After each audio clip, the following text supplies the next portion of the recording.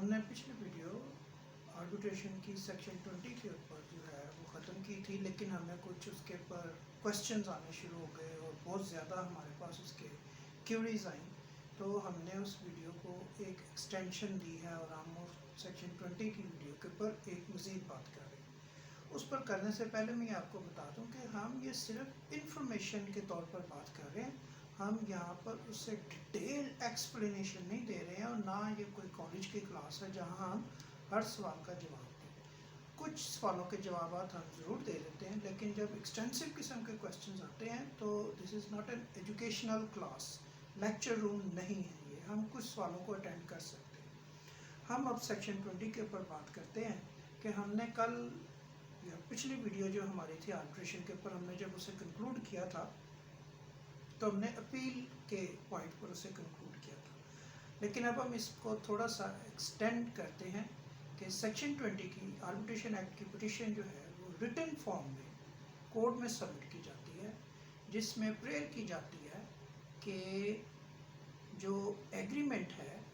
وہ جو ایک ایگریمنٹ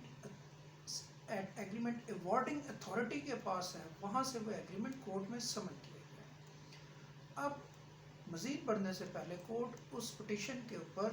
خود کو لیگلی سیٹسفائی کرتی ہے، اس میں جو مینٹینیبلٹی، کاز آف ایکشن، جو تمام جنرل پرنسپلز ہوتے ہیں وہ اس کے اوپر پہلے غور کرتی ہے، ڈسپیوٹ کا جائزہ لیتی ہے، اور اس کے بعد پھر وہ اپنا لیگل پروسیس شروع کرتی ہے، سمننگ آف دی ڈیفینڈنٹ۔ نارملی جو ایگریمنٹ ایوارڈنگ اتھارٹی ہوتی ہے وہ ڈیفینڈنٹ ہوتی ہے سیکشن 20 کی پٹیشن۔ اس کے بعد جب سیکشن 20 کی پٹیشن کے اوپر جو ایوارڈنگ اتھارٹی ہے وہ فیلڈ میں آ جاتی ہے، تو اٹ از ناٹ نیسیسری کہ وہ جو ایگریمنٹ ہے یا کانٹریکٹ ہے اسے فزیکلی کورٹ میں پروڈیوس کیا جاتا ہے۔ اس کا ڈاکومنٹ جو ہے فوٹو کاپی یا اور کسی شیپ میں، وہ جو کورٹ اپروچنگ پارٹی ہے جسے ہم پٹیشنر کہہ سکتے ہیں، اس نے ساتھ میں لگایا ہوا ہوتا ہے ٹرمز اینڈ کنڈیشن، اور کورٹ اس کو سیٹسفائی ہونے کے بعد اس کو نوٹس کے ذریعے دوسری پارٹی کو بلاتی ہے۔ اب جب کورٹ دوسری پارٹی کو بلا لیتی ہے تو وہ دونوں پارٹیز کو اس کے اوپر سنتی ہے۔ آپ اس کو پرائمری ایویڈنس اور سیکنڈری ایویڈنس کہہ سکتے ہیں۔ یہ سننے کے بعد پھر کورٹ جو ہے اس کو ڈیسائیڈ کرتی ہے۔ یہاں پر ہم نے کل بھی بات کی تھی، اب ہم اس سے تھوڑا سا اور آگے چلتے ہیں کہ جب کورٹ اس کو سن رہی ہوتی ہے تو آل لیگل جرنل ایکسیپشنز جو ہیں، مثلا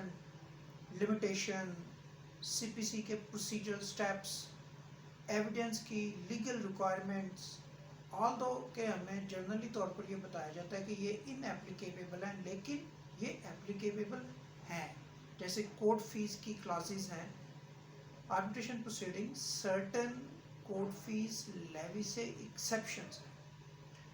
اب اس کے بعد جب کورٹ کوئی آربیٹریٹر اپوائنٹ کر دیتی ہے، سیکشن 20 کی پٹیشن الاؤڈ ہو جاتی ہے، اس کے بعد دونوں پارٹیز اپنے نیم دے دیتی ہیں، اور نیم دینے کے بعد جب آربیٹریشن پٹیشن میں آربیٹریٹر اپوائنٹ ہو جاتا ہے تو آربیٹریٹر فار اینی ریزن انکیپیسیٹیٹ ہو جاتا ہے، ریفیوز کر دیتا ہے، مر جاتا ہے،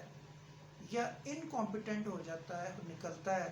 تو ایسی صورت میں اس آربیٹریٹر کو سبسٹیٹیوٹ بھی کیا جا سکتا ہے۔ کورٹ کے پاس اس کی پاورز ہیں، اور جب اس کی سبسٹیوشن کی اپلیکیشن آتی ہے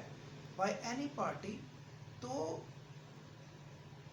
اس اپلیکیشن پر کورٹ وہ دوبارہ سے تمام پروسیڈنگ ہولڈ کرتی ہے، نوٹسز،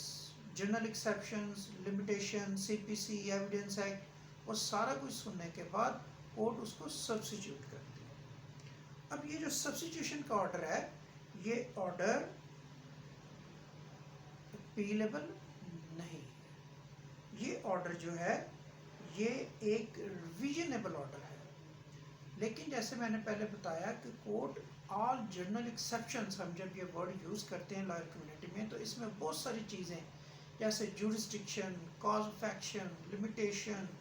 اور لوکس اسٹینڈائی، ڈیمیجز، انجنکشنز، یہ تمام چیزیں اس میں شامل ہوتی ہیں، اور کورٹ ان تمام چیزوں کو بغور دیکھنے کے بعد کوئی فیصلہ کرتی ہے. تو بظاہر یہ without intervention of the court ہے، لیکن یہ without intervention of the court آپ کو strict legal eye of the court میں سے گزار کر ملتی ہے.